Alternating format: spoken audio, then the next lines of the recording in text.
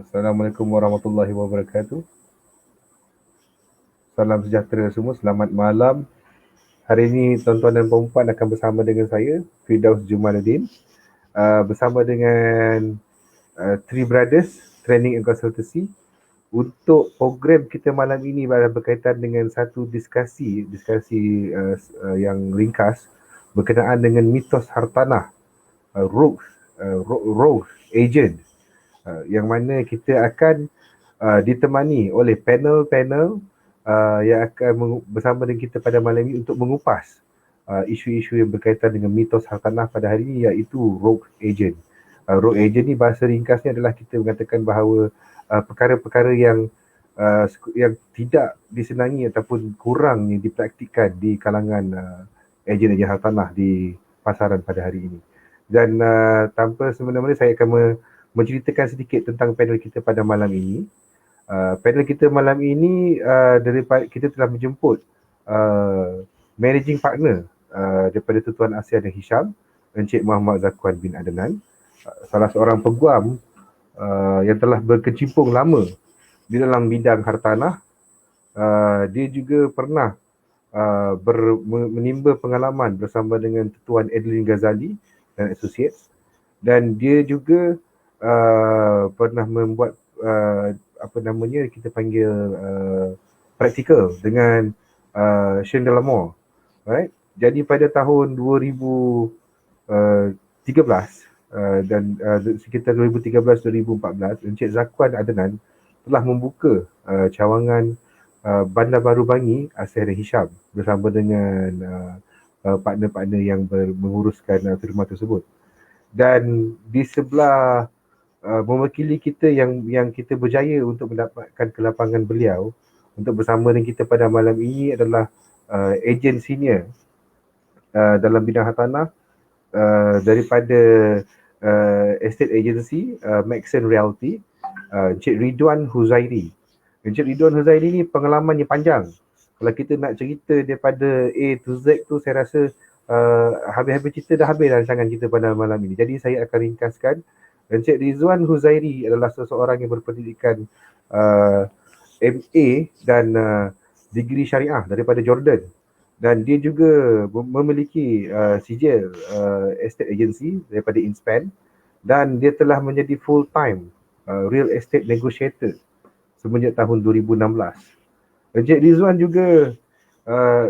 juga banyak mengkongsikan pengalaman beliau, dan sebab itulah kami sangat berbesar hati untuk bersama beliau pada malam ini, kerana Encik Rizwan telah melatih dan menguruskan lebih kurang 500 perunding hartanah yang berkecimpung di dalam di dalam bidang jual beli hartanah pada ketika ini. Jadi sebelum admin memasukkan Encik Zakwan dan Encik Rizwan, saya ingin menceritakan sedikit tentang isu-isu yang bakal kita akan kupas pada malam ini.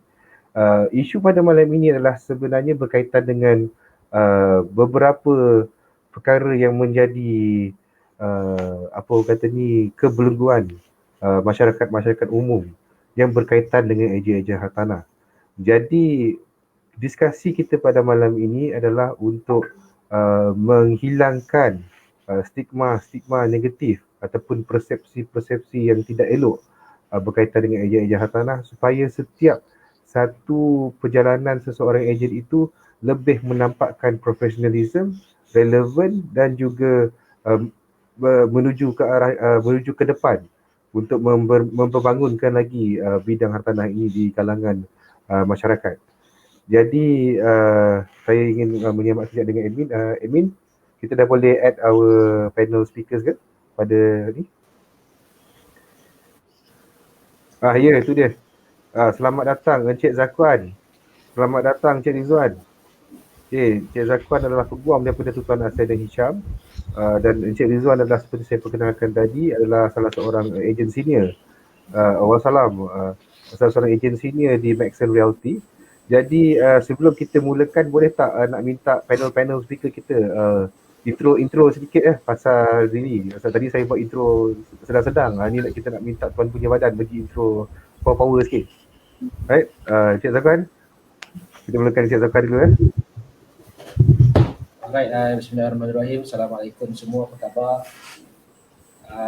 Terima kasih kepada tuan moderator. Malam ni terima kasih juga kepada Tuan Ridwan, saya punya sahabat. Dah lama dah. Okay. Kenal dia daripada awal dia mula-mula berkecimpung dengan dunia rap ni sampai dah sekarang, dah berjaya dah. Alhamdulillah. Seterusnya semua yang hadir lah dalam kita punya live pada malam ni. InsyaAllah malam ni kita akan buat topik, sebenarnya nampak berat topik ni, tapi kita akan cuba buat secara santai sajalah kot dan sembang-sembang malam ni kan. Tambah-tambah sekarang ni pada ketika dan saat ini saya rasa orang tak lebih fokus kepada apa yang kita nak cerita malam ni. Orang lebih berbicara tentang pelan pemulihan yang baru Allah kita announce bajet keluar tadi kan. So malam ni kita buat secara santai saja. Boleh. Tuan Ridwan pun okey, tak ada hal, dan Cik Lidas pun okey. So kita sembang lah. Mana tahu dengan duit pembayaan diumumkan mudah-mudahan dia mencapai matlamat kita. Dia mencapai matlamat. Mereka nak beli rumah ke apa, lepas ni dapat tips awal dah kan. Duit pinjam dah dapat dah. Right. Okay. Dah beli rumah pula kan. Alright, okay, saya minta Encik Ridwan kita, tadi Encik Zakwan dah bocorkan rahsia, rupanya dah kenal lama dengan Encik Ridwan. Jadi kita pun nak kena minta Encik Ridwan ni dia justifikasikan sedikit pengenalan dia dengan Encik Zakwan selama ni. Okay, Encik Ridwan. Hai, selamat petang semua. Kepada semua yang sama-sama live pada malam ini ya.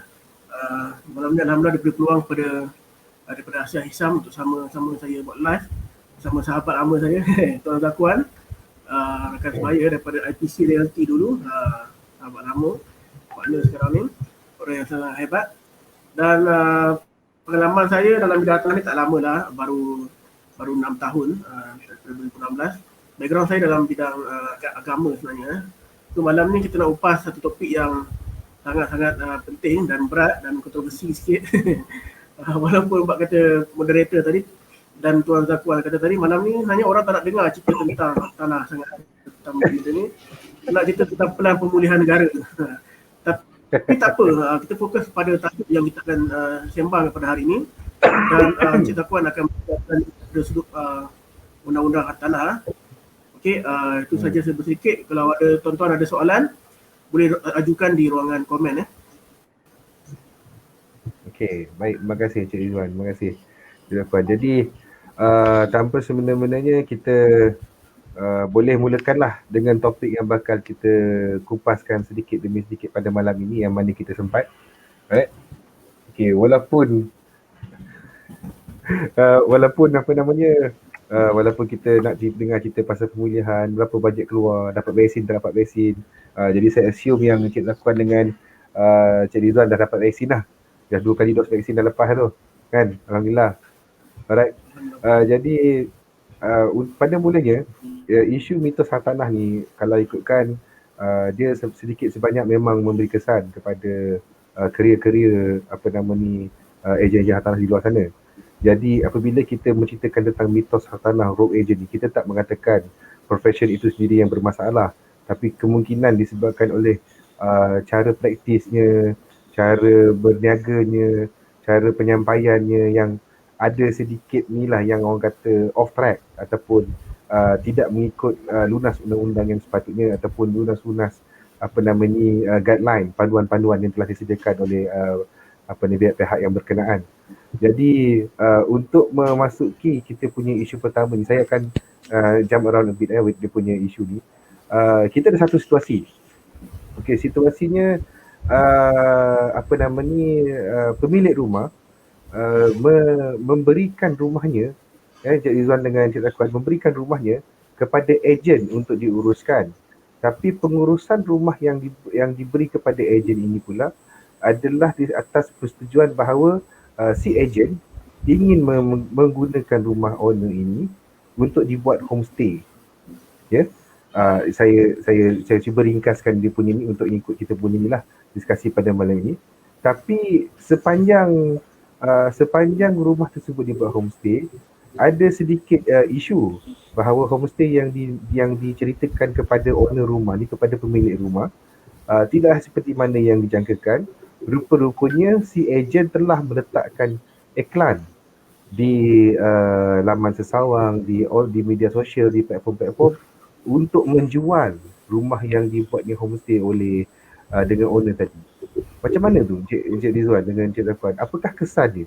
Kesan dia kepada yang tukang bayar booking fees, kepada ejen, kesan dia kepada owner, ataupun dan termasuklah kesan kepada ejen itu sendiri.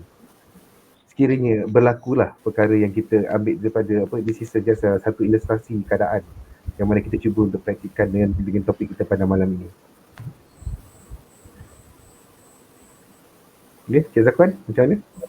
Alright, betul lah. Saya yang kena bagi pada Encik Ridwan tu sebab dia ejen hartanah dia mungkin kupas sikit. Tapi tak apa. Kita bagi ruang pada Encik Ridwan lah kalau gitu. Baik. Okey, kisah ni ialah owner dia punya kontrak dia, lantikan dia dengan ejen tu ialah dia nak uruskan rumah pemilik tu sebagai homestay, betul? Betul. Kemudian dia tukar kepada dia buat sewa ke dia dijual? Dijual dia rumah. Ini betul-betul pailang Ini ejen pailang. Betul. Apa dia panggil apa? Pailang kan? Pailang. Rock agent lah. Rock agent. Dia sebenarnya kontrak asal dia, lantikan dia dengan owner tu ialah untuk dia kontrak berdasarkan sama ada dia lease ataupun dia sewa rumah tu kan untuk dia buat homestay. Mungkinlah market slow kan, PKP ni market slow, dia pun tak boleh nak cover rental dia kan. Tak boleh, kalau orang tak boleh nak sewa oleh kerana lockdown kan. So dia pun beralih angin, dia terlalu kreatif, dia pun jual lah rumah owner ni tanpa owner ni memberi lantikan. Tanpa owner memberi consent kepada dia. Ini memang terus terang salah lah kerana dia tidak boleh mengambil booking daripada pihak owner yang ingin menjual rumah itu tanpa kebenaran owner itu. Dan sebagai agensi hartanah pun dia tidak dilantik oleh owner tau untuk menjual rumah tu. Jangan sampai owner tu dia saman pula itu kerana collect deposit tanpa kebenaran owner. Dia nak iklankan rumah tu pun dah salah sebenarnya. Dia tidak boleh iklankan rumah tanpa kebenaran owner. Apatah lagi nak collect booking, apatah lagi nak proceed loan dan apatah lagi nak sell SMP. Jangan tiba-tiba bagi tu owner, tahniah tuan, rumah ni loan dah approve dah. Owner tu kejut. Orang nak beli. Orang nak beli dah. Loan dah approve dah. Beli dah. Jangan buat perangai macam tu. Itu kalau terdesak sangat, pergilah bro listing je lain. Ini kau pergi jual rumah homestay. Untuk bahagian undang-undang kita serahkan kepada Tuan Zakwan. Tuan Zakwan, macam mana tu kalau dalam keadaan yang sama? Untuk betul lah. First off, sebelum kita pergi lebih lanjut, bila kita bercakap tentang apa kita bertopik malam ni, rock agent rock agent. Tos hartanah rock agent. Kalau ikut definisi bahasa Inggerisnya pun rock ni bermaksud dishonest tau. Dishonesty.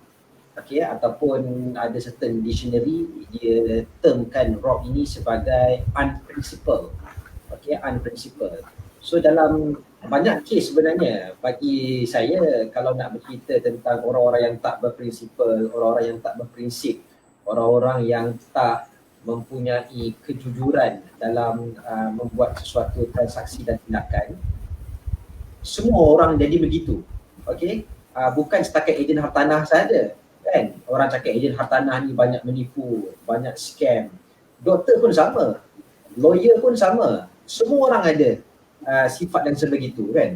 Sebab itu tadi daripada awal moderator ada bagi tahu kepada kita sebenarnya yang merosakkan sesuatu profession itu bukanlah profession itu as a whole, tetapi hanya seorang dua orang yang mengguna pakai nama sebagai ejen berdaftar namun dia divert daripada apa yang sepatutnya dia buat.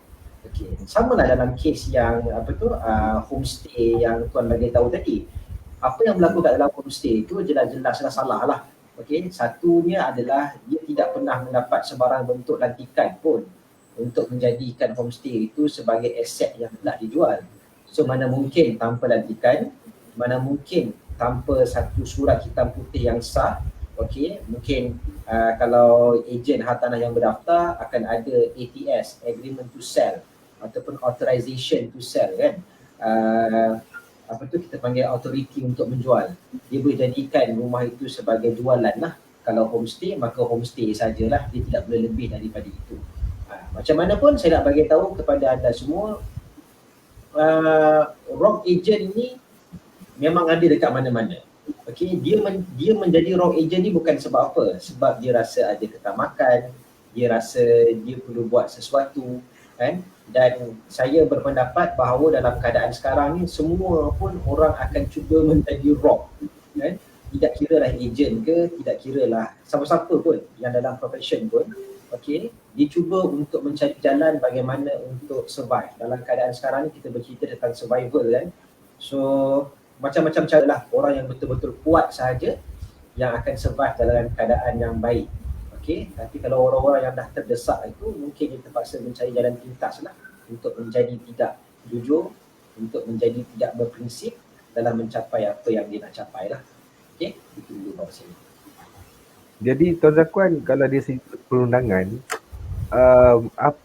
apakah tindakan undang-undang yang kita boleh ambil terhadap ejen dan juga buyer tu dalam kita membantu owner rumah tu daripada menghalang rumah daripada tersadai terjual lah. Tiba-tiba macam Cik Tuan Ridwan kata tadi, call owner dia kata, tuan tahniah tuan, loan dah lulus. Rumah dah jual lah. So macam mana tu kita nak ni tu? Okey, dia macam ni tau. Bila kita bercakap tentang ejen hartanah, okey, semua orang tahu sekarang ini dan saya rasa semua ejen hartanah yang berdaftar mestilah berdaftar dengan Bovia, dan pendaftaran itu telah dibuat secara formal. Kalau tak silap saya lah, melalui pembacaan, Bovia actively minta semua orang ejen hartanah ini start daftar sebagai ejen hartanah berdaftar 2013 ataupun lebih awal daripada itu lagi. Itu yang pertama. So maksudnya semua ejen hartanah ni dia mesti berdaftar. Yang kedua, bila sesuatu profession itu diletakkan di bawah sebuah badan yang menyelia segala tindak tanduk sesuatu profession, saya boleh katakan bahawa profession itu adalah satu pekerjaan yang profesional. Sama seperti accountant yang ada badannya tersendiri, arkitek, lawyer maupun doktor. Okey, so bila badan-badan ini ada yang menyelia, kalau dalam ejen hartanah ni semua orang tahulah Bovia lah yang menjadi badan yang menyelia. Bovia juga yang telah mengeluarkan akta, okey, untuk govern segala tindakan ejen-ejen hartanah ni. Okey, bila kita bercakap tentang orang yang profesional melakukan suatu kerja, okey, tak boleh lari daripada kita bercerita tentang satu benda, iaitu kita panggil sebagai, dalam undang-undang kita termakan dia sebagai fiduciary duty. Okey, duty fiduciary. Duty fiduciary ni apa? Ini saya nak cerita sikit. Duty fiduciary ni adalah, fiduciary duty ni adalah satu tanggungjawab yang diletakkan kepada seorang yang mempunyai profession. Dalam kes ini adalah ejen hartanah lah. Ejen hartanah ni dia sebagai ejen yang profesional. Segala nasihat dia, segala tindakan dia, okey, kepada pihak ketiga, kepada buyer maupun kepada owner, okey, ejen hartanah ini, okey, owe a fiduciary duty kepada pihak-pihak ini. Maksudnya apa? Maksudnya setiap nasihat yang diberikan oleh ejen hartanah ini, kalau diikut oleh pihak ketiga, pembeli, penjual ataupun pihak-pihak yang menerima nasihat ejen hartanah, tidak kiralah dari segi pemilihan rumah, dari segi accounting, kiraan harga berapa dan sebagainya, lokasi dan sebagainya. Kalau dia ikut, okey, tiba-tiba apa yang dia ikut tu tidak seperti mana yang dijanjikan oleh ejen hartanah. So maka dalam kes ini, klien tersebut, buyer, owner ataupun siapa-siapa yang mengikut nasihat ejen hartanah tu daripada A to Z, dia ada right untuk menyaman ejen hartanah. Sebab itu kena berhati-hati. Samalah juga dengan lawyer, kan. Lawyer pun sama juga. Kalau you bagi wrong advice to your clients, okay, you cakap pompang-pompang tapi bagi wrong advice, at the end of the day, benda itu tak turn out positif pun, then ada ruang bagi klien untuk menyaman. Samalah juga dengan kes baru-baru ni, kes yang kecoh accounting accountant apalah sebagainya tu, firm dan sebagainya tu menyaman sebuah syarikat besar tu, itu antara contoh bagaimana satu big firm yang dia bertanggungjawab kepada dia punya klien. Advice yang dia bagi, report yang dia bagi, tapi tak turn out be in favor of dia punya klien, maka dia akan disaman lah. Sebab itu Dia kena rely satu persatu. Dia rely satu persatu apa yang ejen tu cakap kan. betul. Jadi kalau begitu maksudnya apa-apa yang akan terjadi kemudian, so dia boleh patah balik ke arah ejen tu. Betul Cik Zafran? Betul. Dia akan backfire balik. Backfire balik. Sebab itu saya nak bagi tahu sebenarnya nak cerita pasal broker, ejen hartanah berdaftar ni, okey. Sebenarnya nak cerita pasal broker ni semua orang asalnya daripada broker. Betul? Ejen hartanah ni datang sebab ada badan yang menyelia. Okey, dulu semua orang start daripada broker kan. Nenek kita pun, pakcik kita pun duduk dekat kampung, ada sawah bendang, kalau kat Kedah dia panggil 3 relung sawah, 3 relung bendang nak jual. Dia bagi je dekat dia punya pakcik belakang kampung sana, sebelah bukit sana nak jual. Saya ada kawan nak jual, saya ada family Pak Long saya dekat hujung sungai tu nak jual. Itulah antara benda broker. Kita panggil broker ni adalah orang tengah yang menguruskan jualan. Tapi lama kelamaan kita evolve, adanya sistem, adanya SOP, adanya badan yang menyelia, jadilah ejen hartanah. Betul. Okay, so nak daftar ejen hartanah ni banyaklah kelebihannya. Itulah orang daftar. Dia dah jadi macam tu dan orang akan lebih tertumpu kepada ejen hartanah lah. Itulah maksud saya. Kalau gitu kita bagi ruang pada Tuan Ridwan pula. Tuan Ridwan macam mana tu? Apakah tindakan yang let's say lah tadi macam Tuan Zakwan mention dia ada Bovia, ada badan penyelia dan ada yang lah pihak-pihak berwajib yang boleh mengambil tindakan terhadap orang-orang ni. Jadi apakah yang contoh je lah macam kepada owner tu memang dia akan rugi, dia akan kehilangan rumahnya dan kepada pembeli pula akan kehilangan deposit yang dibayar booking kepada ejen pula. So ejen ni macam mana kita nak betulkan ini? Kalau dari segi sudut Tuan Ridwan lah, from your experience. Itu bagus soalan. Sebenarnya seperti mana Tuan Zakwan bagi tahu tadi, kita pengurusan agensi hartanah di Malaysia ni dikawal oleh BOVIA, Board of Value and Estate Agent Malaysia. Dan sekiranya anda owner, penjual ataupun pembeli merasa tertipu dengan ejen hartanah, anda boleh laporkan di board BOVIA dan BOVIA akan mengambil tindakan lah terhadap ejen hartanah ni. Okey, ada pemanggil.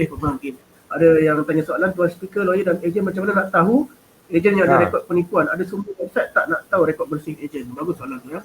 Sebenarnya kita boleh tahu dia ni adalah ejen berdaftar ataupun bukan ejen berdaftar, REN. Okay? Kita kena bezakan di antara Real Estate Negotiator dan juga Real Estate Agent ya. Real Estate Negotiator ni dibernaung di bawah Real Estate Agent, REA. Dapat REA ni proses dia panjang, lebih kurang 5 tahun ya. Dan REN ni dia bernaung di bawah REA. REA yang kena pantau setiap REN yang berada di bawahnya. Seorang REA boleh melantik di bawahnya 50 orang REN, okay, yang berdaftar. So sekarang barang masalah pembeli ataupun penjual ni mereka boleh report kepada agensi ataupun kepada BOVIA. So BOVIA akan mengambil tindakan sama ada menggantung lesen ataupun mendenda. Denda yang munasabah lah. Tuan-tuan boleh buka di website BOVIA. Boleh tengok dia punya contoh denda dia, senarai nama-nama yang keluar dan agensi-agensi yang terlibat, dan denda dia tidaklah murah. Dia beribu-ribu ringgit lah sehingga ke berpuluh ribu ringgit. Sebenarnya seorang ejen hartanah, seorang broker yang menjalankan urus niaga hartanah tanpa mempunyai rented pun sebenarnya dia boleh kena denda dengan BOVIA sehingga RM300,000 sebenarnya. Dia salah mengikut ekspor tu, dia menyalahi undang-undang negara sebenarnya. Dan sebenarnya tuan-tuan nak cek rekod bersih ejen tu kadang-kadang dia tak boleh nak cek sangat dekat BOVIA, kadang-kadang dia tak keluar nama tau. Tak keluar nama. So tuan-tuan bolehlah cek di BOVIA sama ada dia ni REN yang ada nama ke tidak, yang berdaftar atau tidak, dan juga boleh call agensi terbabit. Contohnya Max Realty, so anda boleh call admin dan tanyakan adakah ejen ini adalah ejen yang sah, adakah ejen yang berdaftar di bawah agensi, dan adakah ejen ini dia ada masalah rekod dia adakah bersih, adakah aktif ataupun tidak. Ataupun boleh call lah mana-mana leader yang berada di agensi tersebut untuk semaklah kesahihan background ejen ini, ataupun boleh Google nombor telefon dia dan sebagainya. tindakan apa yang boleh buat boleh ambil kiranya ejen hartanah berdaftar tidak ikut rule, kemudian diterminate dari satu agensi, kemudian join pula another agency. Okay. Sebenarnya board dia boleh sebenarnya ambil tindakan. Yang penting kita kena buat report sebenarnya. Kita kena buat report dan kita fahamlah board ni dia tidaklah perfectionist, dia tidaklah perfect.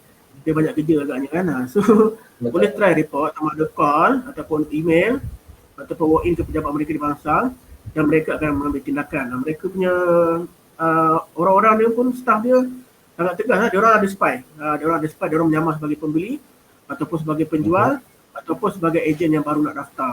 Ya. Tim saya dulu pernah kena ejen staff Bovia, mereka menyamar sebagai ejen yang ingin mendaftar sebagai rent. Okey. Rentek ni wajib ke tidak? Kalau tak ada, kalau nak jual rumah rentek ni wajib. Kalau ikutkan rule mereka yang ingin menjalankan urus niaga jual beli rumah, mereka hendaklah seorang rent yang berdaftar dengan Bovia, hendaklah berdaftar dengan mana-mana REA, agensi hartanah yang berdaftar. Itu syarat yang paling utama lah. Kena ambil kursus 2 hari, NCC course, kemudian berdaftarlah dengan mana-mana agensi, untuk mendapatkan rentek. So bila bila pembeli tidak pasti anda ni adakah rent yang dipercayai ataupun tidak, maka mereka boleh buka website Bovia dan mereka boleh check adakah ejen ini berdaftar ataupun tidak. Cuma masalah sekarang ni kita faham bahawa satu prinsipal REA boleh melantik 50 orang rent sahaja kan. Sehingga satu agensi ada beribu-ribu ejen. So tak semua ejen ni yang baru daftar ni mereka ada rentek. Kadang-kadang nak ambil rentek ni mengambil masa berbulan-bulan kerana mereka nak kena pergi MCC course. MCC course pula sekarang ni limited ya, tidak ada setiap bulan buat. Dan nak siapkan tu pula, lepas dah habis MCC course tu nak daftar pula dengan Bovia tu dia makan masa kadang-kadang lama kadang-kadang agensi tu dah ada quota, dah ada target sendiri. Apa pun yang penting pastikan ejen itu dia berdaftar di bawah agensi hartanah yang berdaftar. Okey, so kembali pada soalan tadi, sekiranya owner merasa tertipu, mereka boleh adukan kepada board, pada Bovia untuk Bovia mengambil tindakan. Sekiranya contohnya ejen tu dah kontrak dengan ejen tu sebagai sewa, sebagai homestay, contohnya 2 tahun. Kemudian dijual pula. So ejen tu dia tidak lantikan. Kita tahu ada beberapa jenis lantikan dalam agensi hartanah, antaranya eksklusif agensi. Maksudnya dia hanyalah seorang ejen yang boleh dilantik. Dia hanyalah seorang ejen yang boleh melakukan transaksi jual beli. Maksudnya ejen-ejen lain kena kobruk dengan dia. Dan owner sendiri pun tidak boleh jual rumah itu melainkan kena melalui dia. Kalau owner jual sendiri, owner pun kena bayar dia juga 3%. Dan lantikan lain ialah sole agency dan juga ad hoc, joint agency dan sebagainya. Tapi apa yang penting ialah ejen itu haruslah mendapat kebenaran lantikan daripada owner sebelum dia melakukan pengiklanan ataupun menjual rumah tersebut. Okey, ada soalan bertanya kembali kepada Tuan Moderator. Baik, terima kasih Tuan Ridwan. Jadi seperti yang Tuan terangkan tadi, ada tindakan undang yang bukan sahaja boleh diambil dari segi perundangan dan juga dari segi apa yang orang kata ni badan pelaksana dia, badan Bovia kita panggil Tuan Ridwan. Okey, jadi apa namanya, saya juga ingin bertanya lagi sedikit tambahan soalan daripada kita punya komentar kat bawah tadi yang berkatakan pasal rented ni wajib. Let's say dalam satu situation kita tengah buat viewing dengan ejen ni untuk satu rumah ni, tapi ejen yang datang tu dia tak paparkan, dia tak pamerkan rented dia. Apa kita boleh buat? Okay, bagus soalan. Sebenarnya ejen hendaklah mempamerkan kad rented mereka, gantung di dahi, gantung di leher semasa bimbing. Dah lama PKP kan, dia cakap pun tasu sikit. So bila rent ni dia tidak mempamerkan rented, dia tidaklah menjadi satu kesalahan sebenarnya. Sebab tak semua klien dia tahu tentang rented ni tentang apa, tahu tak? Dia tahu ejen, kadang tak pernah tanya pun, you ni registered ejen ke? Tak pernah tanya, jarang. Betul. Jarang tanya. Cuma menjadi etika, bila you dah ada rented kan, you sebagai professional ejen kan, you haruslah gantung di leher you all yang layar di colour merah kan, kad di colour putih merah tu. supaya nak menunjukkan bahawa anda adalah rent yang profesional dan klien sama ada owner ataupun pembeli jangan risau untuk berurusan dengan anda kerana sebarang transaksi adalah melalui agensi hartanah. Stakeholder adalah agensi hartanah. Tidak boleh deposit masuk ke dalam akaun kita sendiri ataupun third party hanya kepada agensi hartanah yang berdaftar sahaja. Okey. Rentek tu color tu ada beza tuan.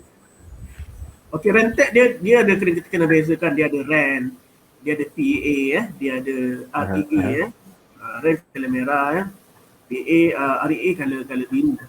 Jaranglah REA ni nak turun jual rumah pasal dia sibuk jaga rent tu. Biasa rent ni lah yang fighter yang rent color rentek color merah, yang color putih merah tu kan, itu ialah fighter yang orang lapangan lah yang turun ke lapangan untuk menjual rumah. Alright. Okey, faham. Alright tuan. Terima kasih banyak untuk penjelasan yang diberikan pada situasi yang ni. Jadi kita ada satu lagi situasi kedua. Ini saya rasa dia mungkin sedikit sensitif. Dia berkaitan dengan rumah yang diiklankan tu. Maksudnya dia iklankan rumah tu di Putrajaya. Tapi bila pergi viewing rupanya dia memang kata Putrajaya tapi bahagian-bahagian rumah tu dekat Semenyih, which is sebelah Putrajaya. Kalau ikut postcode tu memang betul lah Putrajaya, postcode tu Semenyih, tapi kalau ikut peta ni jalan ke depan sikit dah sampai Putrajaya. Kalau yang tu macam mana? Maksudnya dia dalam bahasa mudahnya untuk property landed, yang lain yang dia macam iklan KFC lah. Kita tengok iklan KFC tu macam masyuk, macam best, macam syok je ayam kan. Lepas tu bila dapat kita buka paket tu, dan ayam tu punya tak pergi, orang kata apa, ayam yang ini ayam bulan Ramadan, dia kurus sikit, tak gemuk macam di iklan tu kan. Kita tak ingat ayam gemuk-gemuk tapi tak ada kan. So sama lah situasi kedua dia pula sama, dia kata dia nak jual tanah tapi lokasi tanah tu masa dia war-warkan kepada pembeli pun macam indah khabar di rupa tapi bila pergi viewing juga ini sama macam kes Semenyih tadi kan. Viewing kata Putrajaya sampai Semenyih, viewing kata Putrajaya sampai Kajang. Ini nak viewing tanah kan. Masa nak suruh buyer tu setuju dengan viewing kita ni, kita bagilah gambar tanah yang elok apa semua sebelah kiri kanan KLCC contohnya lah. Tapi bila sampai rumah ke sebelah tu demai, bukannya KLCC. Alright. So macam mana tu tuan? Okey, macam ni. Yalah, soalan yang bagus juga. Saya pun ada beberapa kali juga dulu masa saya tengah nak cari rumah untuk beli, untuk duduk. Carilah rumah dekat Bangi, search lah dekat mudah tu nak beli rumah dekat Bangi, corner lot area Bangi kan. So dapatlah satu rumah ni harganya 350,000. So sonok lah corner lot kat Bangi ada 350 lagi so call lah agent tu kan. Agent tu dah call apa semua agent. Lepas tu agent kata first kali bila call tu dia kata, tuan sorry lah tuan, rumah ni dah habis. Itu yang pertama. Kedua, dia beritahu saya tak apa, I bawa you rumah dekat area Bangi saja, dekat saja, you boleh tengok rumah ni, cantik, betul-betul corner lot. So dia pun bawa lah pergi. Rupanya bukan dekat Bangi, dia dekat area Sungai Merap dalam sana sikit. So dia gambarkan itu sebagai Bangi lah. Okay, so itu yang kadang-kadang berlaku sebenarnya. Okay, so apa yang saya nak beritahu dekat sini sebenarnya, kalau dalam ikutkan betul-betul, keadaan ini merupakan satu tindakan yang salah lah bagi ejen. Okay, mungkin dia beruntung sebab jumpa saya. Sebab saya pun malas lah nak ambil kisah sangat benda-benda macam ni.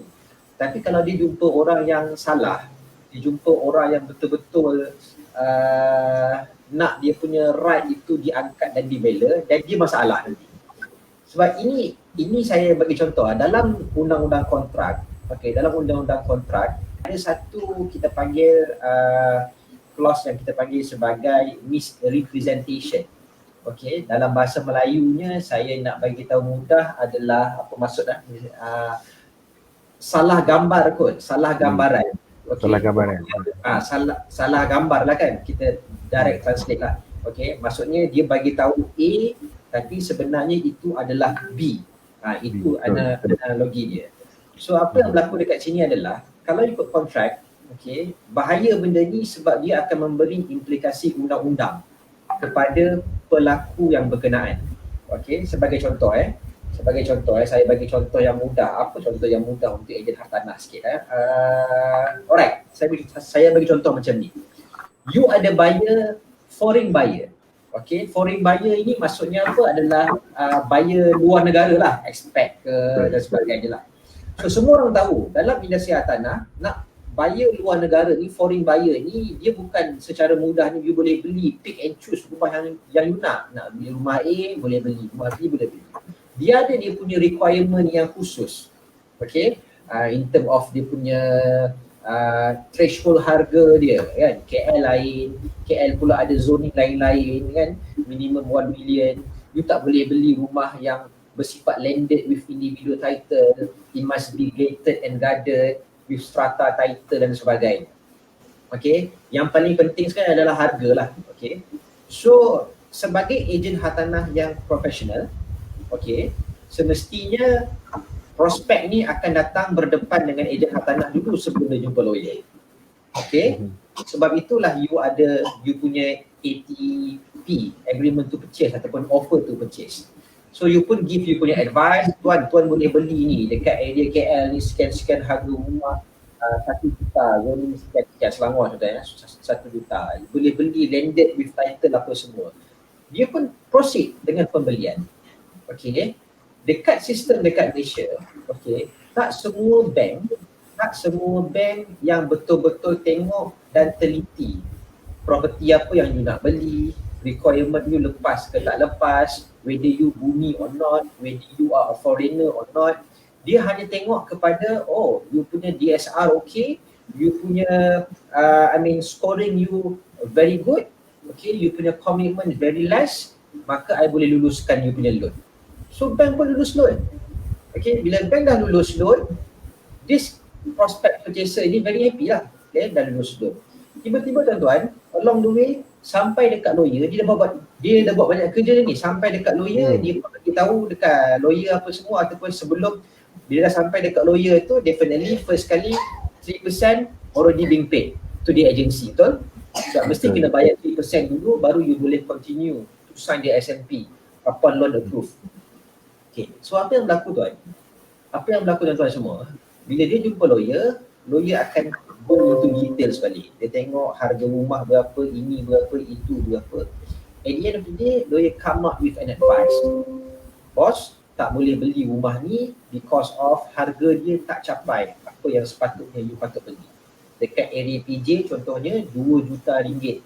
Rumah baru you boleh beli. You tak boleh beli dia 1 million punya price. Mustahil boleh tukar nama. Okay, mustahil boleh tukar nama. So apa yang berlaku tuan-tuan?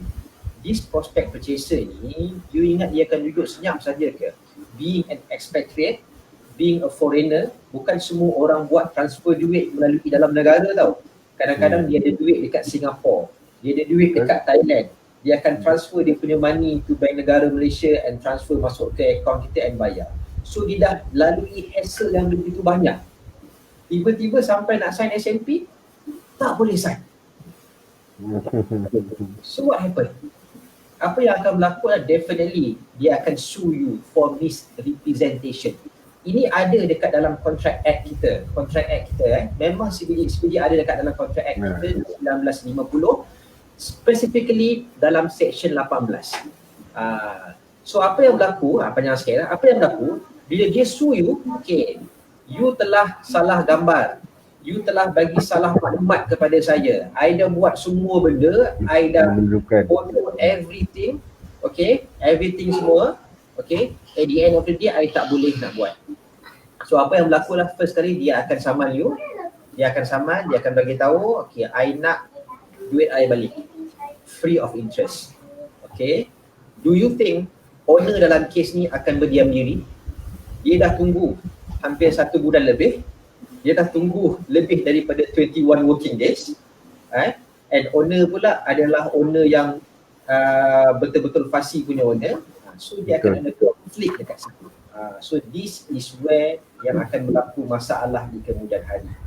Itu belum lagi kita cerita bagaimana seorang yang bekerja oil and gas lulus loan untuk membeli sebuah rumah low cost. The same situation, the same story. Sebab itu kena berhati-hatilah Sebab apa? Kenapa nak berhati-hati ni? Supaya kemudian hari tak dipersalahkan. Sebab orang akan anggap you as a professional.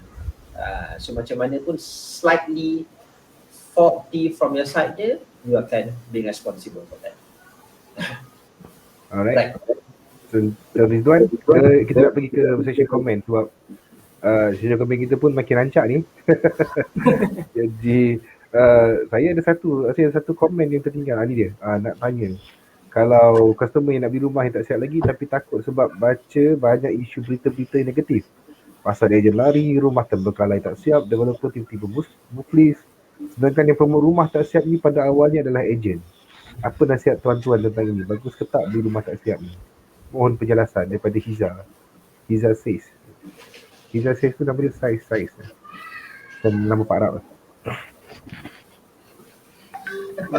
Bagus soalan. Sebenarnya ejen pun tak tahu projek tu akan terbengkalai ataupun tidak, tuan-tuan. Sebab ejen adalah bukan developer. Tanggungjawab seorang pembeli itu yang kena buat check dulu. Adakah developer yang jual projek tu adalah projek yang adakah developer tu developer yang blacklist ataupun tidak? Adakah developer yang ada background history yang bagus ataupun tidak? Adakah projek dia itu mendapat kelulusan daripada kerajaan, dah keluar APDL ke dan sebagainya. Sebenarnya ejen dia hanya mengikut tugas yang dilantik oleh agensi mereka. Agensi mereka dapat lantikan daripada developer untuk suruh jual projek tu kan. Kita pun agensi pun dah check juga. Kemudian berlakulah pula lockdown ataupun berlaku pilihan raya. Kemudian kerajaan bertukar, jadilah macam projek-projek yang terbengkalai kerana pertukaran kerajaan tu kan. Tu ejen-ejen dipersalahkan. Banyak ejen-ejen dipersalahkan. Sebenarnya ejen-ejen pun ramai juga yang beli projek tu sebenarnya. So bila diorang jual, dia pun ada juga yang beli. So ejen-ejen pun ada yang tertipu, tuan-tuan. So sama-samalah tertipu. Tu tak boleh nak salahkan ejen sangat. Yang anda kena salahkan ialah developer. So tuan-tuan kena pastikan background developer dan projek itu sebelum anda menandatangani sebarang perjanjian jual beli lah. Untuk tindakan yang harus diambil sekiranya anda membeli projek yang terbengkalai, boleh minta pandangan daripada tuan dan puan. Ada tak Tuan Ridwan pernah bertemu dengan keadaan yang mana pembeli rumah developer yang muflis ni, mereka ramai-ramai datang kepada Tuan Ridwan, kata Tuan Ridwan, rumah terbengkalai, apakah yang kami boleh buat? Adakah kita perlu ambil tindakan menundang? Boleh tak saya saman developer ni seorang-seorang? Perlu kita saman ramai-ramai? Macam mana tu Tuan Ridwan? Pernah tak bertemu dengan keadaan ni? Takat ni kita orang tak pernah jual lagi lah projek yang terbengkalai lah. Cuma kita orang pernah jual projek dekat Puncak Alam. Projek yang dah terbengkalai pun dah ada kerajaan syarikat kerajaan developer kerajaan negeri yang sambung projek tu. Kemudian terbengkalai lagi. Tapi belum sign SMP lagi lah. Maksudnya baru booking lah. So booking tu semua di refund lah. So lepas tu kami sangat berhati-hatilah nak ambil mana-mana projek. Projek-projek sakit, projek-projek yang terbengkalai disambung lagi, 2 kali terbengkalai memang kita orang tak ambil lah.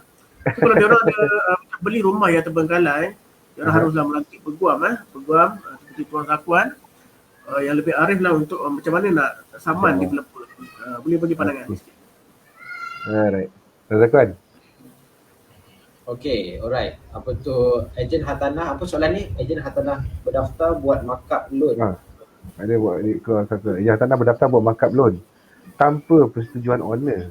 Apa tindakan yang boleh owner ambil? 1, proses sedang berjalan selepas signing SPA. 2, proses dah settle, completed. Okay, isu pasal ejen hartanah buat markup loan.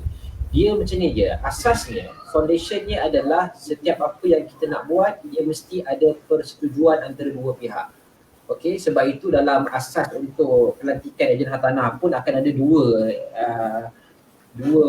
agreement asas kan, iaitu authorization to sell dan juga OTP, offer to purchase.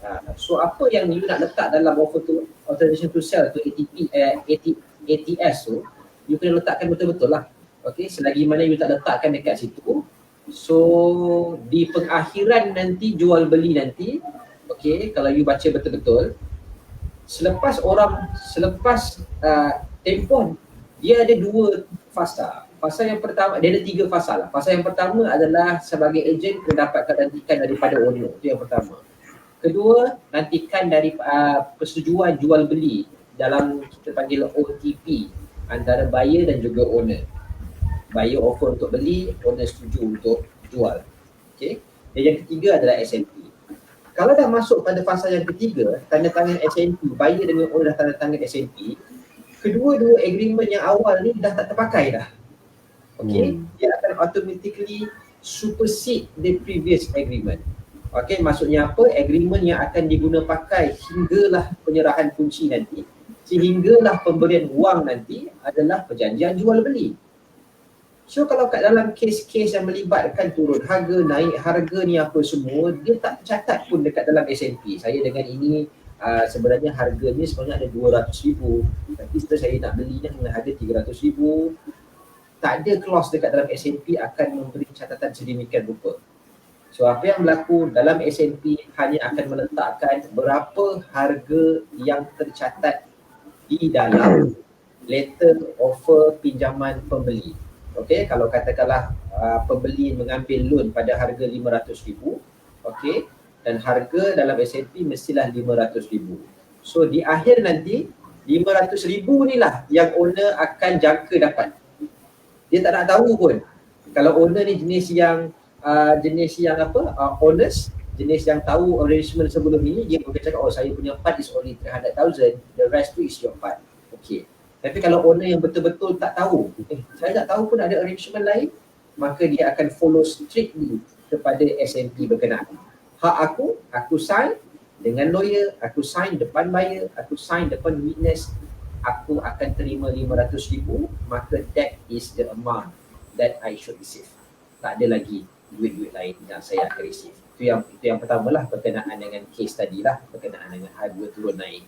Okey, kedua, berkenaan dengan kes-kes berkenaan dengan developer lah, apalah semua ni, ada juga beberapa kes kan,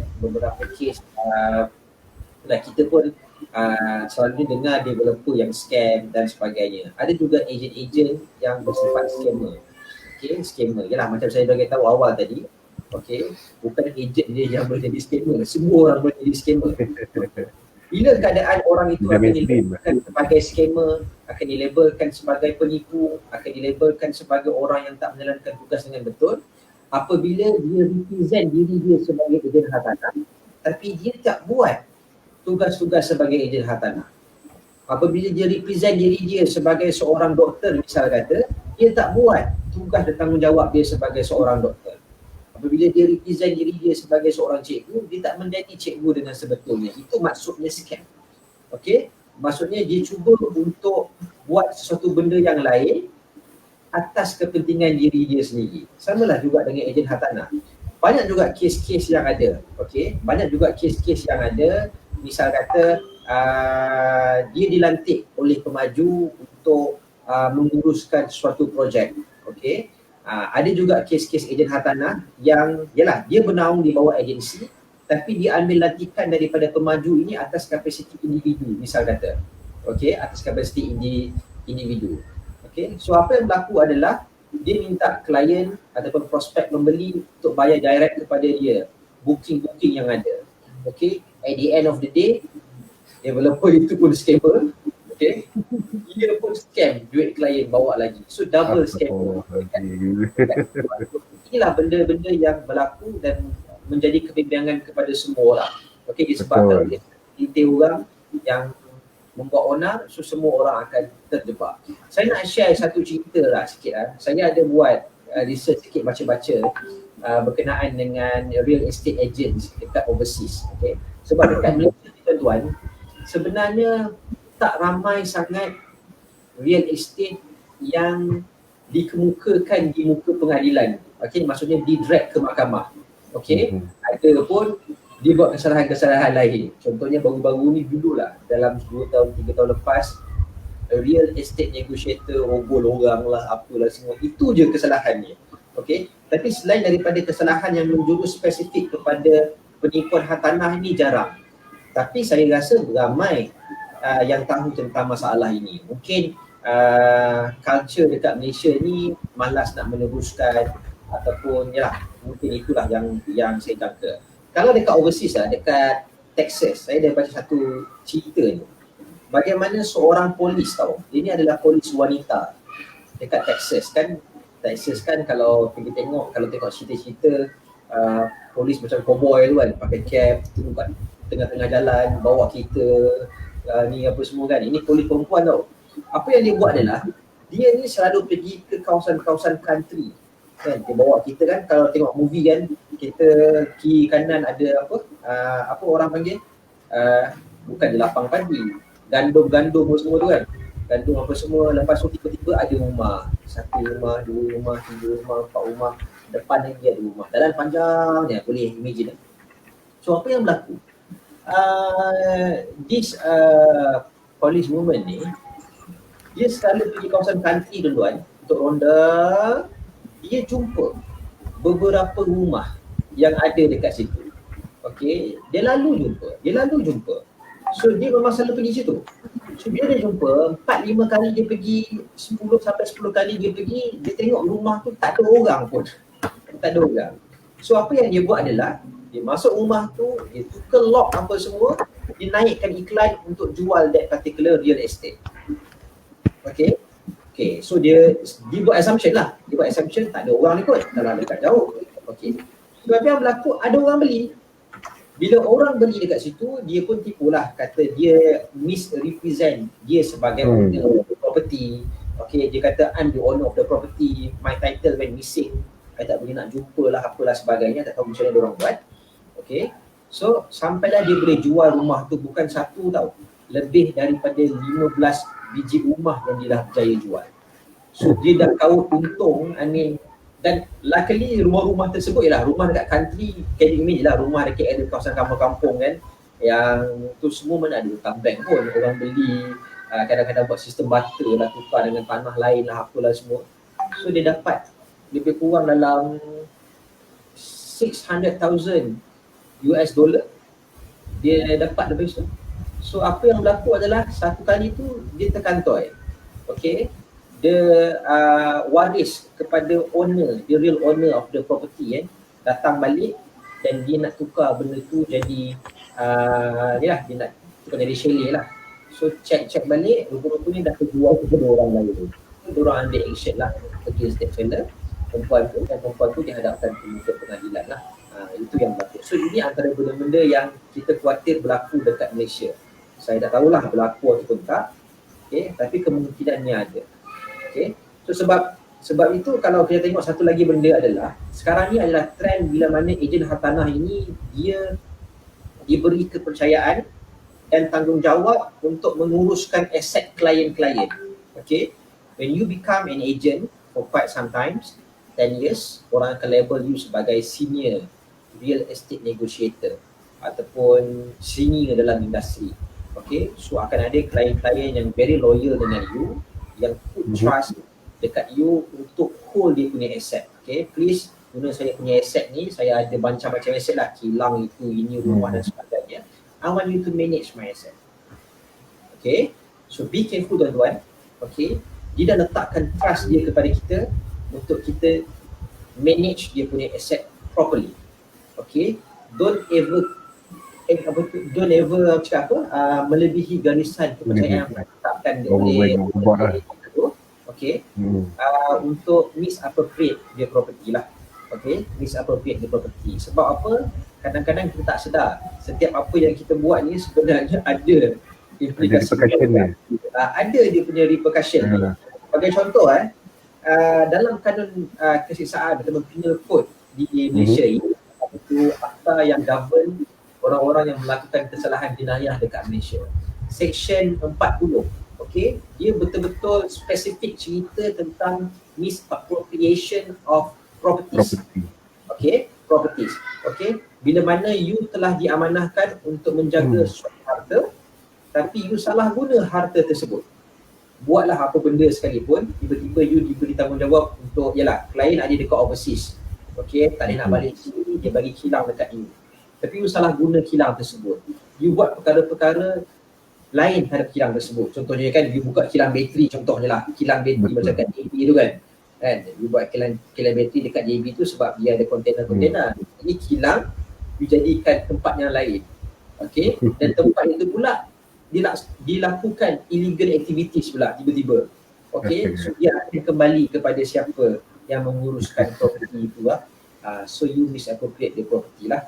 Ada orang yang cuba untuk mengambil rent ataupun dia lease the property without any information given to the owner, kan, tak bagi tahu owner, you rent, you buat apa-apa semua tanpa authorization. At the end of the day, owner akan mencari you lah disebabkan.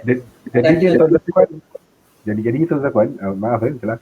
Apa namanya, kalau dikirakan dalam keadaan yang mana seseorang ejen ini diberikan amanah untuk menjaga sesuatu properti bilik ekspat ataupun yang berada di luar negara ni kan, apa dia punya, macam kita panggil apa, kayu ukur dia untuk kita saya rasa ni pun Tuan Ridwan pun boleh jawab juga kot, sebab kayu ukur ni daripada segi ejen tu punya apa, dia punya piawaian, macam dia punya SOP, dia punya SOP je. Macam mana kita nak tahu yang apa yang dibuat tu adalah within boundary dan apa yang dibuat tu adalah overboard, dah ini memang kalau report memang terjatuh di bawah section 405 sebab dia dah apa orang kata misappropriate the property. Maksudnya dia tak, macam mana ejen tu sendiri nak tahu. Kadang-kadang kita nampak as is what it is, tapi kalau mungkin pada sudut ejen tu sendiri, macam mana Tuan Ridwan? I mean kalau Tuan Ridwan saya rasa dia lebih berkait dapat dengan cerita pasal homestay tadi juga dia homestay tu dia sewa apa, dia list out daripada owner kan, objektif dia adalah untuk buat jadi homestay, untuk panggil orang datang semua, tapi end up dia jual rumah tu. End up macam kilang tadilah, sama dengan kilang tadilah. And the objektif tu lain masa kita ambil, tapi bila dia operate kan, dia jadi benda lain pula. Macam kita apply surat BT daripada apa CIMS system tu kan, kata kita nak operasi office tapi pergi buat benda lain, pergi Melancong, pergi Filipin, jadi contoh je lah, contoh kan. Sebab itulah penting kena ada integriti dalam diri kena ada amanah, kena ikut etika profesionalism yang dilandaskan sepatutnya dia kena ikut. Seperti mana owner sebelum dia lantik ejen tu untuk menyewa rumah dia nak buat homestay kan, nak buat sublet sekalipun, dia kena ejen tu kena bagi tahu tujuan dia sewa tu untuk apa. Sama ada dia sewakan untuk buat sublet ataupun dia sewakan untuk buat homestay ataupun dia nak jual sekalipun, mesti semua mendapatkan kebenaran bertulis daripada owner. Dia tidak boleh sembarangan, dan bukan senanglah dia nak terus jual rumah tu, kerana nak jual mesti ada tanda tangan daripada owner OTP. Betul. Dia tahu dah jual, tahu dah tukar dah disperse duit kan. Benda tu susah sikit nak berlaku lah. Saya nak jawab kembali persoalan tadi tu yang apa Tuan Firdaus tanya tadi, yang ada ejen ataupun broker dia iklankan hartanah di yang kita tengok banyak di mudah.my mudah.my diiklankan harga 400,000 harga rumah landed kan di Putrajaya atau Bangi, gambar punya cantik kan. Bila kita pergi viewing, rupa-rupanya dia bawa pergi ke Dengkil, bawa pergi ke Bukit jauh lah tempat ni, dekat Banting sana, dekat Banting, belah-belah dalam sana. Okey, sebenarnya seorang ejen dia tidak boleh melakukan jauh lah tempat ni, dekat jauh betul, memang jauh betul. Ada kawan saya pergi dia buat iklan kat Bangi ataupun Putrajaya, pergi dekat Bukit Dagang, apa nama, dekat Sepadan, nak pergi ke Banting sana tau, jauh gila, sejam daripada Bangi. Okey, sebenarnya tuan-tuan kalau ikutkan dalam rules 242 ni yang kita punya buku yang patut setiap ejen hartanah ikut dalam rules 1986 sebenarnya ada benda-benda yang tidak boleh diiklankan sebenarnya oleh ejen hartanah. Sebenarnya contohnya seorang ejen hartanah ataupun registered valuer, appraiser, estate agent ataupun rent, dia tidak boleh mengiklankan perkara yang ada inaccurate or misleading statement of fact.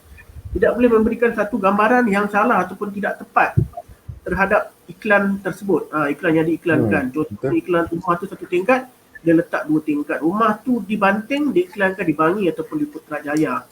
Ini salah. Apatah lagi bila buyer tu dia pergi bingin dekat Bangi, tiba-tiba dia dah siap tengok kat Banting. Sampai Batam. Sampai dekat Pulau Indah punya. Jauh sangat.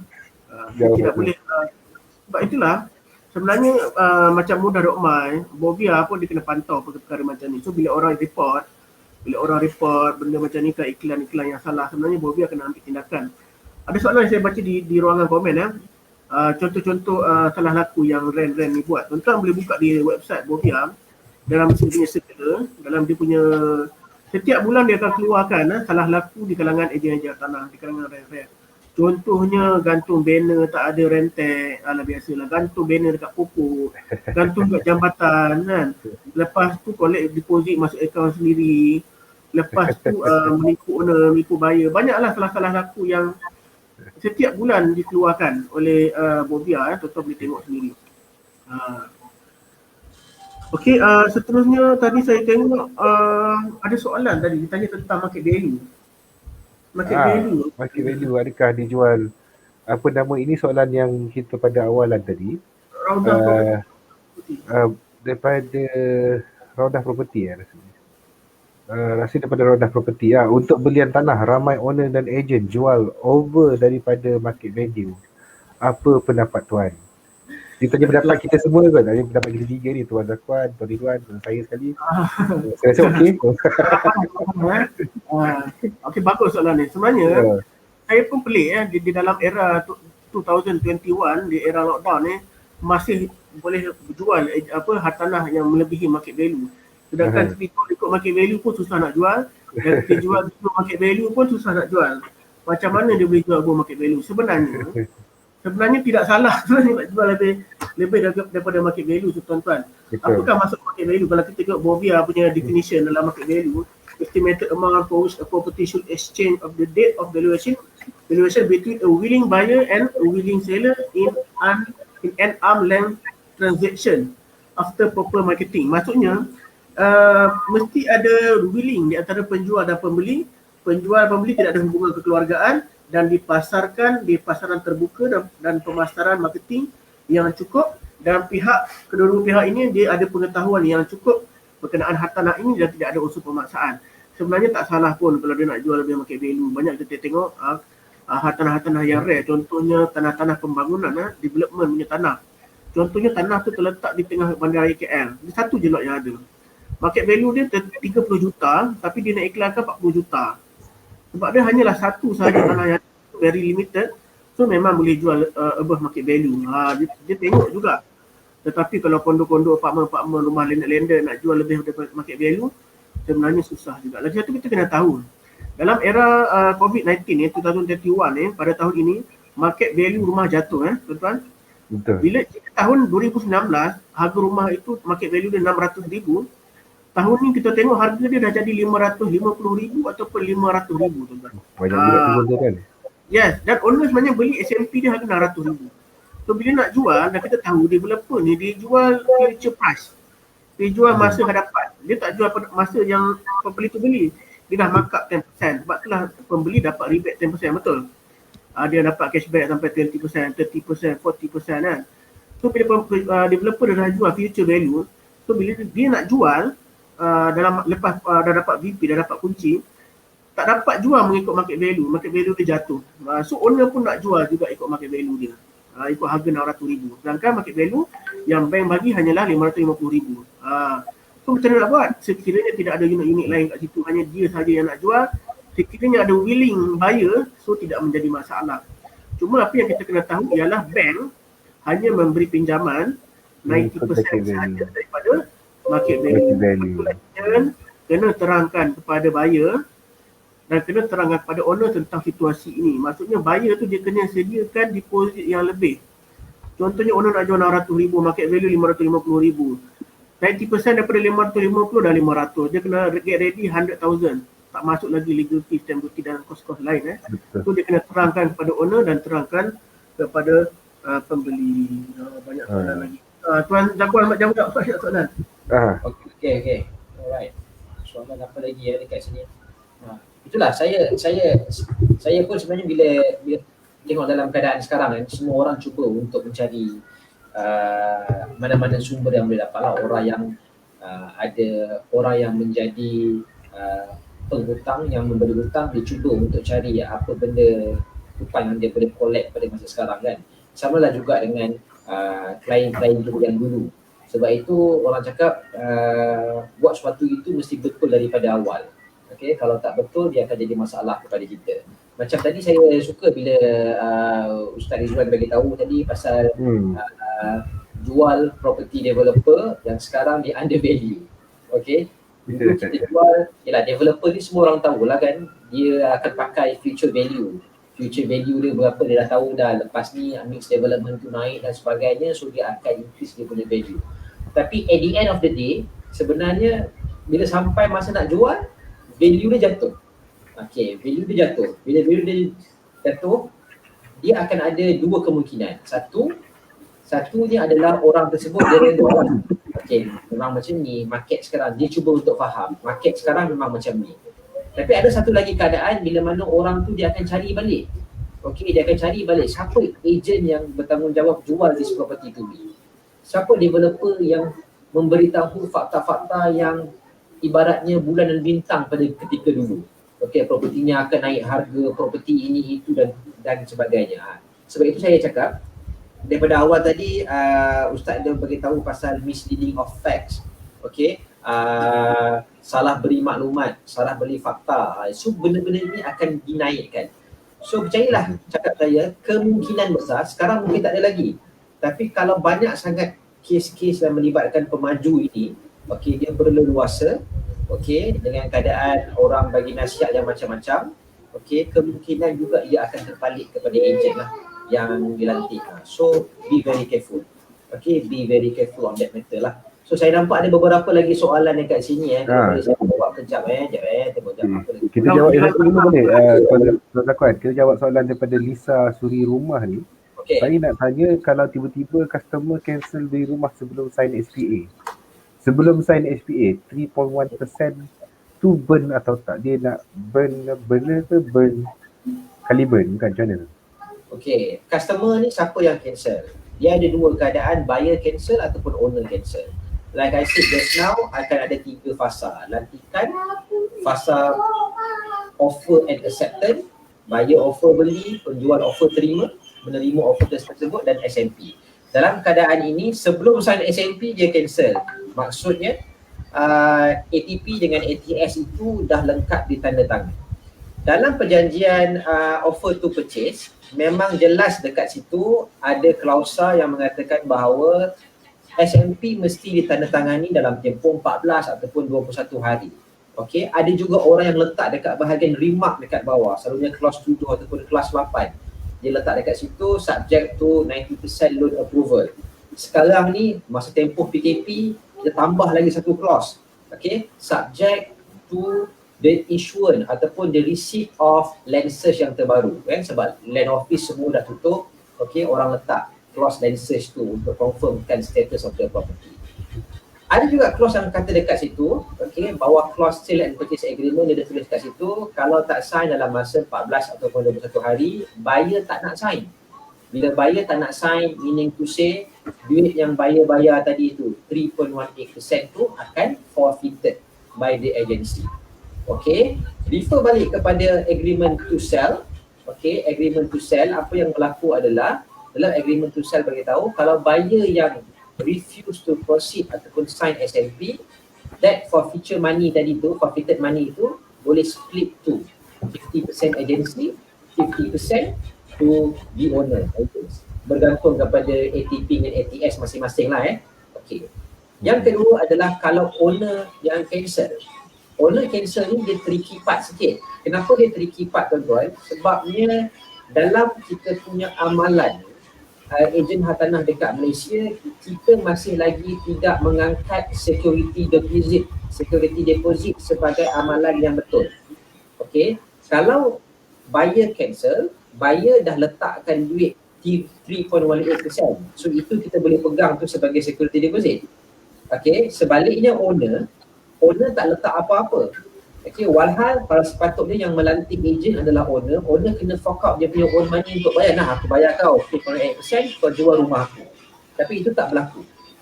Kalau owner cancel, apa yang berlaku adalah, you ingat buyer tadi tu dia nak sewenang-wenangnya ke benarkan agensi, you forfeit lah duit ni, nanti I kejar dekat owner. No, buyer akan minta duit itu owner pula yang akan berdiam diri. Dalam kes ini kebanyakan kes owner akan terlepas. Kebanyakan kes owner akan terlepas. Okey, kalau ejen tak betul-betul ambil action kepada owner, kalau agensi tak betul-betul ambil action kepada owner, ataupun lawyer tak membantu untuk ambil action kepada owner. Ada dua keadaan kalau owner cancel. Buyer ni very serious, nak beli juga rumah ni macam mana pun.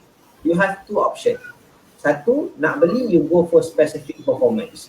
Meaning to say, buat satu permohonan dekat mahkamah, specific performance, okay, kita akan dapatkan perintah, mahkamah akan perintahkan owner, kau tak boleh lagi daripada jual this property to buyer.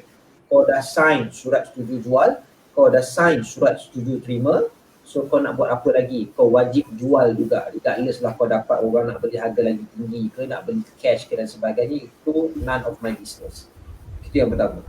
Kedua, okay, buyer kata aku dah fast, aku fed up dah, aku tak nak beli lagi dah. Bini aku pun dah bising dah nak cari rumah yang lebih cantik. Tak nak kacau rumah ni lagi dah. Apa cara dia? Dia boleh minta court untuk keluarkan order jugalah, ataupun kita hantar letter of demand kepada owner untuk bayar. Okay, 3.18%, okay, kepada agensi plus another 3.18% lah sebagai dia punya liquidated damages. Itu yang boleh dibuat. Tapi most of the time I would say 90% owner akan terlepas.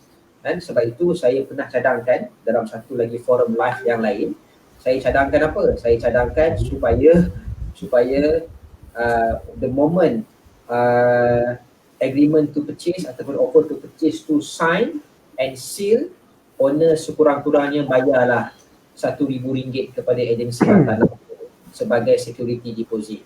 At least kalau owner buat masalah, ejen tak berputih mata, duit yang dikeluar untuk pergi sign, untuk pergi viewing dan sebagainya tu adalah sikit daripada RM1,000 tu, daripada tak ada apa-apa langsung. Itu cadangan saya. Okay, terima kasih Tuan Zakwan. Jadi kalau maksudnya, cuba nak tanya sikit Tuan Zakwan, kalau dalam keadaan MCO sekarang ni, macam mana ya dengan keadaan yang cancel, tiba-tiba cancel, tiba-tiba nak proceed, tiba-tiba tak jadi proceed, jadi tak jadi, nak ke tak nak, nak ke tak nak. Macam mana tu dia punya arrangement di antara kita punya potential buyer dengan potential seller gitu.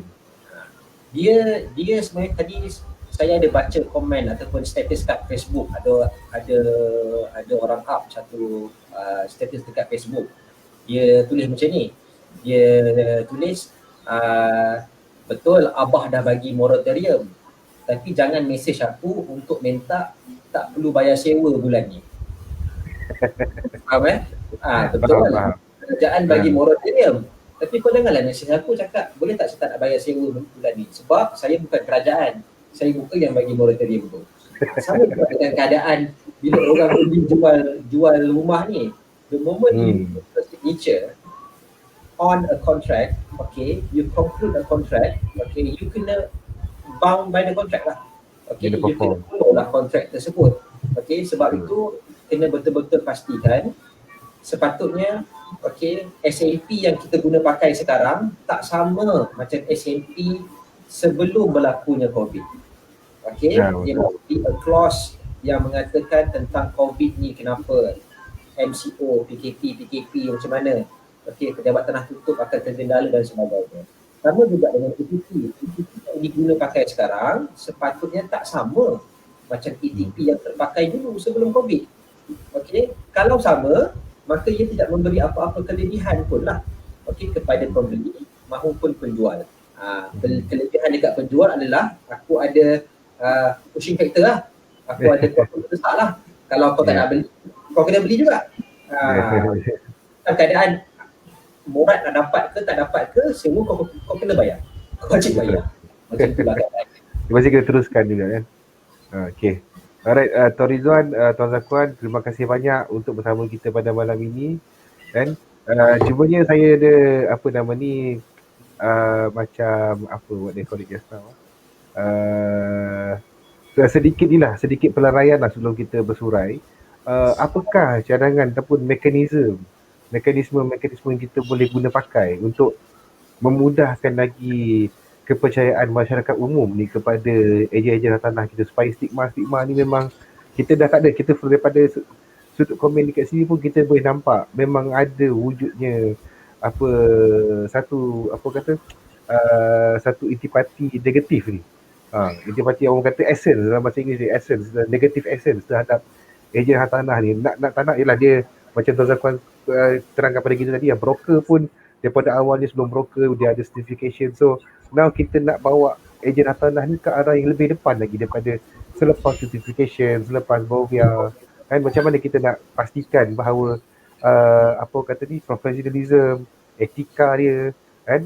Kalau kita kongsikan, kita boleh kongsikan ya. Bolehkah kita kongsikan apa senarai-senarai yang kena-kena oleh BOVIA tu? Saya rasa tak perlu kot. Saya rasa semua orang boleh cari sendiri di Google kot. Dia punya ni. Supaya kita tahu benda-benda macam ni nanti di satu masa akan datang, dia dah jadi isu lain. Dia jadi isu yang lebih kita panggil kalau daripada sudut perundangan dia akan jadi lebih kepada question of law. Dia akan jadi benda-benda yang lebih detail, dia lebih technical. Dia bukan jadi isu-isu yang biasa kita dengar pada hari ni.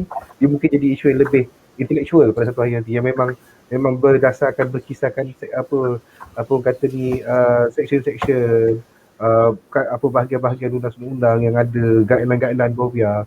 So macam mana mekanisme ni kita nak protect kita punya junior ejen baru yang baru nak berkecimpung, because MCO ni antara saya baca dalam news is 30% increase in apa kata ni enlistment registration kan, registration of brand sekarang dah meningkat sebanyak 30%. Jadi macam mana kita nak buat satu mekanisme supaya mereka ni lebih dilindungi dan lebih orang kata apa, lebih mematuhi apa yang ditetapkan oleh BOVIA dan ialah senior RAN macam Cik Ridwan sendiri kan. Bagus soalan tu ya. Sebenarnya tugas ni ialah tugas boleh kata tugas semua orang tetapi tugas ni sebenarnya di atas bahu BOVIA sebagai satu buah badan board yang ditugaskan untuk melindungi ataupun mengawasi aktiviti penjualan hartanah di bawah REA, RAN dan sebagainya lah. Dan seterusnya ada banyak lagi persatuan-persatuan lain seperti MIEA, MIEA PEHAM-nya yang Melayu ni kan, PEHAM, Persatuan Perundingan Hartanah Muslim, dan seterusnya semua agensi-agensi hartanah, semua real estate agent haruslah melatih semua ejen-ejen mereka. Kita tahu bahawa bila MCO ni berlaku, ramai orang kena buang kerja dan semua orang ingin mendapatkan pendapatan yang lumayan dengan melakukan buat sale lah, yang kita tahu bahawa perundingan hartanah ni boleh mendapat income yang lumayan dalam masa yang kurang 1 tahun. Mereka boleh mencapai 5 angka sebulan. So ramai orang nak jadi RAN.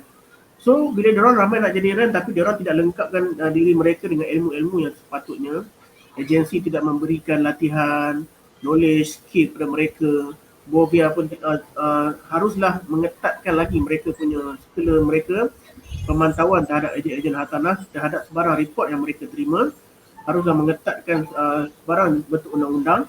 Dan persatuan seperti MIA, PEHAM, agensi-agensi hartanah, penyelip prinsipal haruslah menyediakan satu bentuk saya katakan sebagai training yang sangat lengkap kepada ejen-ejen baru.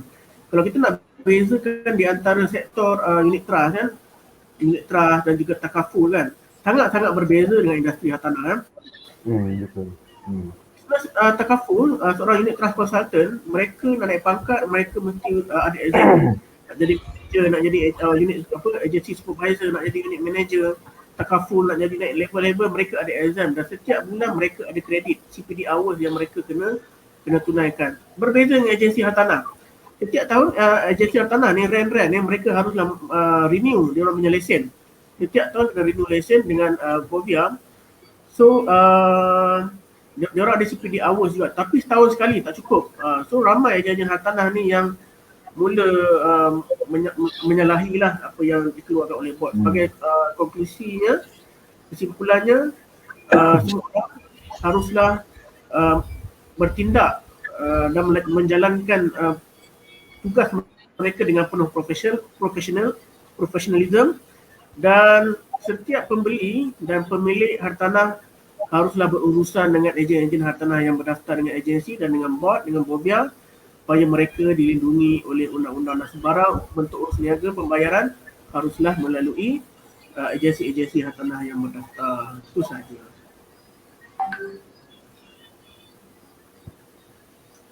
Okey. Baik, terima kasih banyak Tuan Ridwan dan Tuan Zakwan atas perkongsian yang apa kata ni. Saya rasa kupasan pada hari ini sangat membuahkan banyak hasil dan mengikut daripada komentar-komentar kita punya netizen di sebelah ruangan komen ni, kita ada yang kita kenal juga ni, 2-3 orang ni memang ada kita kenal kan. Macam apa nama ni, Lisa suri rumah ni saya tak kenal, tapi ada memang kita betul kenal, macam apa, Farid, Khalid, ya, terima kasih Khalid, Farid and Ikram, right? And then Ada soalan, ada ada soalan soalan lagi? hilang geran ni, yang hilang geran apa, diserahkan geran kepada pemberi hutang. Mana Yang mana? hilang rumah tu Oh yang tu padahal yang dia tengok movie ni Okey, tadi ni. Mana dia tadi? Okey, ini saya banyak tadi. tengok tuan rumah Ah, hilang mana dengan rumah dia serah geran dekat pemberi hutang. Boleh ke? Itulah. Dalam movie ni macam-macam orang buat troll kan. Paling banyak orang buat troll doktor lah kan. Yang benda letak dekat dada, dia letak dekat hidung. Sama lah juga dalam undang-undang pun. Okey. Antaranya wasiat diberikan kepada ahli keluarga. Bapa wasiatkan rumah agam ini kepada anak lelaki. Itu pun salah. Sama lah juga dengan benda ni kan. Kadang-kadang kita buat suatu tu tak tengok kepada benda yang betul, so dia akan jadi salah tanggap lah. Dalam kes ni, dia beritahu orang serah geran kepada orang yang ada hutang dengan dia sebagai cagaran lah kan. You nak ambil hutang, you kena pegang geran lah, sama lah dengan bank. You nak pinjam loan rumah, dia akan pegang lah geran asalnya. Okey. Tapi saya boleh bagi tahu anda 99% sukar untuk pertukaran nama berlaku. Okey, dengan jayanya. Okey, sebabnya apa yang berlaku dalam kes kita sekarang ni adalah kalau you nak tukar nama, you mestilah sign betul dan sebagainya. Kalaupun pertukaran nama itu berlaku, you boleh contest disebabkan oleh fraud, okey, tipu, daya dan sebagainya lah. Macamlah kes yang apa kes famous kita tu Bonsun Bunjani punya kes kan. Bonsun Bunjani punya Aduna Properties. Semua orang pun tahu isu berkenaan dengan indivisibility of title. Okey, hak tak boleh sangkal dalam undang-undang. Sebab dalam kita punya legal system, national land code kita berpegang kepada hak milik yang tak boleh sangkal, section 340. Okey, so kalau apa yang daftar dekat dalam grant, itulah orang yang betul. Nak tukar nama, nak gadai, daftar gadai dan sebagainya, orang yang daftar kat dalam grant lah nama dia perlu tanda tangan orang dan sebagainya. Selain daripada itu, tidak boleh berlaku lah. Alright, so jarang berlaku. Okay. Even tu Torida pun rasa okey kot dengan ini kan, answer. Ke Torida ada apa-apa nak tambah? Okey. tak ada. Itu saja. Jadi kalau pardon? Ya? Okey, itu saja. Itu saja. Okey, jadi kalau gitu kita saya rasa this is our first time inilah kali pertama Three Brothers Training dan Konsultasi ini mengadakan webinar berbentuk diskusi quorum di mana kita ada pakar ejen hartanah yang profesional dan juga peguam yang dah lama berkecimpung di dalam bidang ini, Tuan Zakwan. Kan, jadi Three Brothers sebenarnya memang bertujuan untuk melebihkan kepada arah ke arah apa nama ni, ke arah menyebarkan lebih banyak ilmu pengetahuan berkenaan undang-undang kepada orang, kepada masyarakat umum lah ataupun kepada publik dan secara khususnya. Kita bukannya tadi adalah untuk apa, supaya lebih ramai akan tahu dan lebih ramai akan datang kepada Tuan Ridwan untuk nasihat, lebih ramai akan datang ke Tuan Zakwan untuk nasihat, sebab kita perlu ada dengan kita punya perkembangan peredaran masa pada waktu kini, kita punya webinar ini sedikit sebanyak kita harap dan kita ada satu harapan daripada kami lah, Three Brothers Training dan Konsultasi, daripada saya dan rakan-rakan yang lain, supaya lebih bermanfaat kepada semua. Dan ada terima kasih tuan-tuan yang kacak daripada Hafiz Ismail. Terima kasih tuan. Saya memang sengaja berpakaian seperti Pak Arab pada malam ini. Saya nak tunggu ni. Nak tunggu komen yang kata kacak ni sebenarnya ni. So dekat belakang pada pasir kan, kita ada view dia kan, ada baju macam baju. Dia punya serban dia tertinggal gitu Hafiz. Kalau ada serban tadi lagi lengkap dia punya perwatakan dia. Alright. Okay. Dan jadi kita pun ada juga dengan saya rasa Tuan Rizal pun tahu bahawa Tuan Zakwan pun ada membuat kursus-kursus perundangan untuk ejen-ejen baru dan juga peniaga-peniaga di luar sana. Jadi saya rasa ini Ini bukan yang terakhir Nana, kita hanya bagi apa orang kata sedikit peleraian bagi bagi program kita pada malam ini, supaya dengan harapan yang tinggi saya rasa selepas itu Ridwan dengan Tuan Zakwan mungkin akan dijemput lagi ataupun bersama dengan panel yang lebih ramai supaya kita boleh merancangkan lagi perbincangan yang kita kupaskan pada malam ini. Alright, seronok tengok perkongsian yang baik, terbaik tuan-tuan. Terima kasih. Banyak yang mengucapkan terima kasih kepada Tuan Ridwan dengan Tuan Zakwan. Saya hanya moderator saja. Yang banyak cakap tu Tuan Zakwan dengan Tuan Ridwan. Jadi apa yang datang input daripada mereka, kita doakan supaya akan menjadi bermanfaat kepada semua, kan? Bermanfaat dan akan lebih jadi praktikal, lebih mempraktikalkan apa kata ni praktis ejen-ejen kita di luar sana, kan? Program-program yang ada supaya lebih ramai akan tahu dan lebih ramai akan menggunakan perkataan-perkataan yang kita kongsikan di sini. Alright, jadi tanpa membuang masa, saya ingin mengucapkan terima kasih banyak-banyak kepada tuan-tuan dan puan-puan yang di luar sana yang turut serta dengan secara setianya mengikuti kita daripada awal rancangan tadi sehingga ke waktu kini. Dan saya juga ingin mengucapkan terima kasih kepada Three Brothers dan dia punya gerak-gerak kerja di belakang Three Brothers dan Berhad. Terima kasih banyak-banyak untuk FB Live kita pada malam ini. Terima kasih kepada Tuan Zakwan Adnan daripada Tuan Asyari Hisham, kan, di atas di dalam kesibukan beliau mengendalikan firma pun kita diberi peluang untuk dikongsikan pengetahuan ilmu-ilmu yang ada pada beliau untuk memudahkan kita punya topik kupasan pada malam ini. Dan terima kasih kepada Tuan Ridwan daripada Maxim Realty. Saya rasa Tuan Ridwan pun kalau tak silap saya team leader juga Tuan Ridwan. Lebih 500 ejen bawah Tuan Ridwan Adalah sikit-sikit, tak banyak. Ada sikit-sikit. Sikit-sikit. Pada masa belakang tu tak muat tu. So terima kasih banyak Tuan Ridwan for the sharing, for the knowledge. We really appreciate the sharing yang Tuan bagi tadi. Seriously we appreciate. Terima kasih kepada bagi peluang kepada saya kongsi. Sama-sama. Okay. Terima kasih Tuan Ridwan. Alright, jadi kalau begitu, yes. Nanti kita buat lagi. Kita akan buat lagi insyaAllah. InsyaAllah kita akan buat lagi. Makan-makan lah ni? Ada, kita dah makan-makan. Tuan-tuan boleh ambil makanan kat dapur sendiri masing-masing. Kita bawa ke depan kamera, kita makan main depan kamera. Ayam KFC tu ada lagi kat sana. Alright. Okay, terima kasih. Alright, terima kasih semua. Assalamualaikum. Terima kasih semua. Okay,